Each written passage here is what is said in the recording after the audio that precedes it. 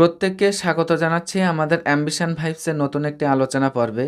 আজকের এই আলোচনা পর্বটি আমরা কোন টপিককে কেন্দ্র করে এগিয়ে যাব যথারীতি তোমরা অলরেডি বুঝতেই পেরেছো। তথাপিও আমি বলি, তোমরা যারা আগামী WBCHSE অর্থাৎ West Bengal Council of Higher Secondary এডুকেশনের আন্ডারে আগামী 2024 সালে উচ্চ মাধ্যমিক পরীক্ষার্থী, তাদের মধ্য থেকে তোমরা যারা রেগুলারলি আমাদেরকে ফলো করো, তোমরা কিন্তু অবগত আছো যে তোমাদের ইংরেজি সাবজেক্টের উপরে আমরা কিন্তু একটি সাজেশন সিরিজ তৈরি করেছিলাম এবং স্টেপ বাই স্টেপ কিন্তু আমরা একের পর এক টপিক কিন্তু আলোচনা পর্ব তোমাদের সামনে নিয়ে আসছিলাম। তো আজকে কিন্তু তোমাদের সেই সাজেশন সিরিজের 4র্থ নাম্বার ক্লাস। তোমরা যারা বিগত 3টে ক্লাস বা বিগত 3টে আলোচনা পর্ব মিস করেছো, তোমাদের জন্য পুরো প্লে লিস্টের লিঙ্কটা কিন্তু এই ভিডিওর ডেসক্রিপশন বক্সে দেওয়া থাকছে। সেখান থেকে তোমরা চাইলে একের পর এক স্টেপ বাই স্টেপ তোমরা দেখে নিতে পারো ক্লাসগুলো। তো যাই হোক, তোমাদের কিন্তু বিগত ক্লাসে আমি যদিও বলেছিলাম যে আজকের আলোচনা পর্বে বা ওই ক্লাসের আলোচনা পর্বে কিন্তু তোমাদের এসএকিউ নিয়ে আলোচনা করব, কিন্তু আমি যেটা ব্যক্তিগতভাবে মনে করলাম একদম সর্বপ্রথমে তোমাদের কিন্তু দি আইজ হ্যাবিট গল্পের থেকে মানে ইম্পর্ট্যান্ট লাইন্স কিন্তু আমি তোমাদের সামনে নিয়ে এসেছিলাম।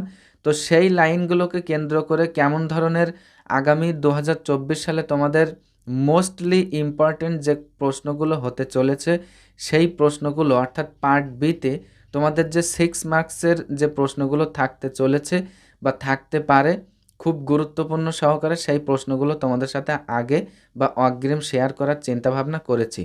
তো চলো উইদাউট এনি ফার্দার টকিং আমরা মূল স্ক্রিনে ফিরে যাই।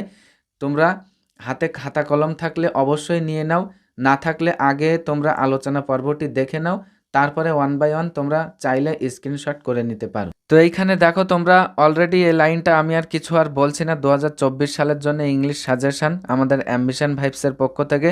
তো দেখো এখানে কিন্তু যে কোশ্চেনগুলো আমি আলোচনা করছি ওই লাইন ধরে ধরে এটা কিন্তু পার্ট বি এর প্রশ্ন। তোমাদের ইংলিশ যে প্রশ্ন পর্ব সেটা কিন্তু পার্ট এ এবং পার্ট বি দুটো সেকশানে কিন্তু তোমাদের প্রশ্ন হবে। তো দেখো একটা পার্টে কিন্তু এমসিকিউ বা এসএ এবং আর একটা পার্টে এই যে ব্রড প্রশ্ন বা গ্রামার বা আরও বিভিন্ন রাইটিংস এবং আরও বিভিন্ন অন্যান্য যে সমস্ত কবিতা নাটক তোমাদের মানে সিলেবাসে ইনক্লুড করা আছে, সেই বিষয়গুলোকে কেন্দ্র করেই কিন্তু প্রশ্ন হবে। তো দেখো এখানে 1 নাম্বার প্রশ্ন, এই লাইনটা কিন্তু আমি তোমাদের প্রথমে আলোচনা করেছিলাম প্রথম ক্লাসে বা লিখে দিয়েছিলাম। দেখো এখানে যে লাইনটা আছে কি, then I made a mistake. তো দেখো এই লাইনকে কেন্দ্র করে তোমাদের জন্য যে প্রশ্ন এবার হতে চলেছে বা থাকতে পারে খুব গুরুত্বপূর্ণভাবে দেখে নাও।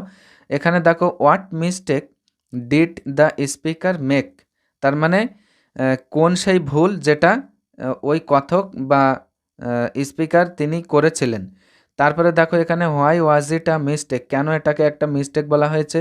তারপরে what removed the narrator's doubt, এখানে এই যে ন্যারেটার মিস্টেক করেছেন একটা যে সন্দেহ, এই সন্দেহটা কোন সেই বস্তু বা কোন সেই জিনিস সে যেটা ন্যারেটারের ওই সন্দেহ দূর করেছিল।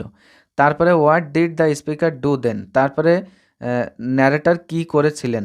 আচ্ছা নেক্সট প্রশ্ন দেখো, এখানে বলছে শি হ্যাড বিউটিফুল আইস। আচ্ছা শি হ্যাড বিউটিফুল আইস এই লাইনের উপরে কেমন ধরনের প্রশ্ন হতে পারে, দেখো whose eyes are refer to her, এখানে কার চোখকে বোঝানো হয়েছে। তারপরে why were they not useful to her, কেন তার কাছে, তার মানে ওই মেয়েটার কাছে কেন সেই চোখের কোনো ইউজ বা ব্যবহার ছিল না। নেক্সট কি বলছে, discuss the irony of the situation, কিন্তু এখানে দিটা আমি মানে টাইপিং মিস্টেক হয়েছে। তো যাই হোক এখানে বলছে কি discuss the irony of situation, মানে এই ঘটনার যে আইরনি বা ব্যঙ্গাত্মক যে বিষয় সেটা ডিসকাস করতে বলছে। তারপরে 3 নাম্বার প্রশ্ন আছে কি October is the best time, তো এই লাইনকে কেন্দ্র করে দেখো হু সেইড দিস টু হুম, এটা কে কাকে বলেছিল। তারপরে which season does the speaker suggest here, কোন ঋতুর কথা এখানে উল্লেখ করা হয়েছে বা কথক এখানে বলেছেন।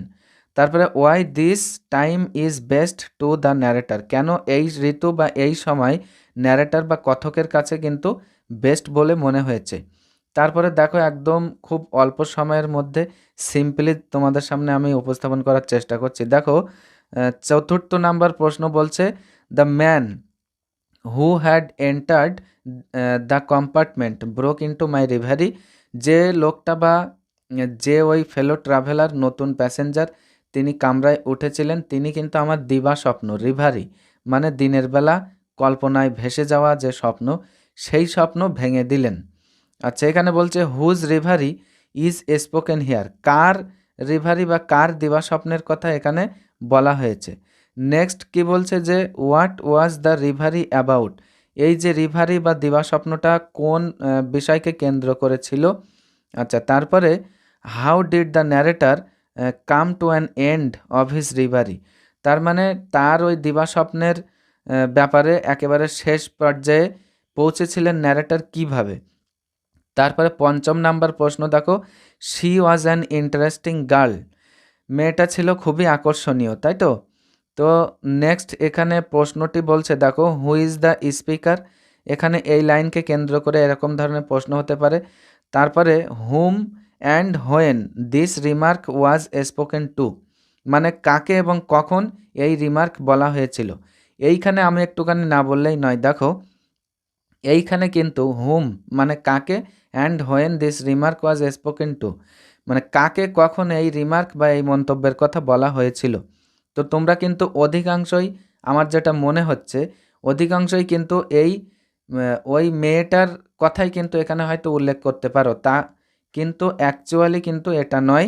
গল্পের কনটেক্সটটা যদি তোমরা ভালো করে বুঝে থাকো তাহলে কিন্তু এই she was an interesting girl এইটা কিন্তু কথক বলেছিলেন কাকে, ওই যে নতুন যে সহযাত্রী ওনার, ওই নতুন সহযাত্রীকে কিন্তু এই কথাটি কিন্তু ওনার কাছে বলেছিলেন।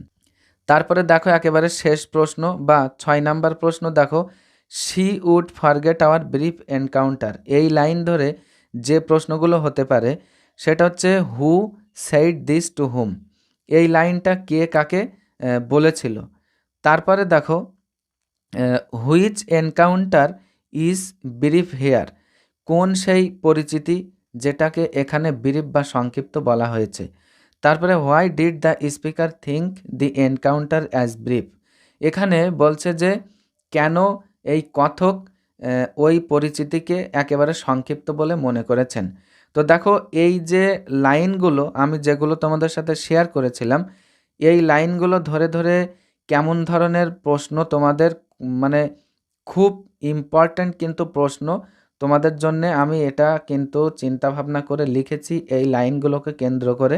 তো তোমরা এই ধরনের লাইনগুলোকে কেন্দ্র করে যে প্রশ্নগুলো বা সরাসরি এই প্রশ্নগুলো তোমরা যদি পেয়ে যাও অবশ্যই কিন্তু তোমরা এই প্রশ্নের অ্যান্সার লেখার চেষ্টা করো।